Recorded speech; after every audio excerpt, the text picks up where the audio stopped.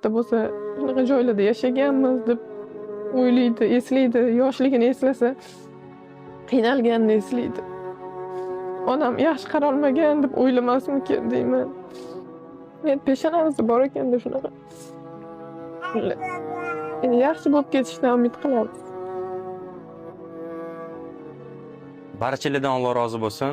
Umumiy hisobda bu oilamizga hozirda 4,5 million naqd va 500 ming kartaga yig'ganmiz. Mana bemalol ko'rsanglar bo'ladi. Xudo xolasa bu kam emas, lekin bizga hozirda 50 millionga yaqin summa kerak. Nimaga hozir tezlashtiramiz?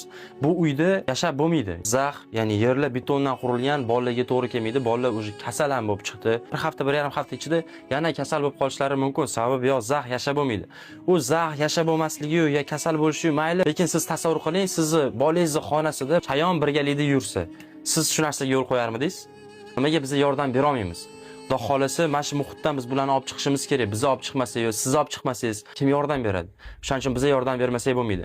Hammamiz birlashsak, qo'limizdan kelganicha yordam qilsak. Misol uchun siz pul bera olmasangiz ham kimgadir tashlab qo'ya olasiz ushbu videoni.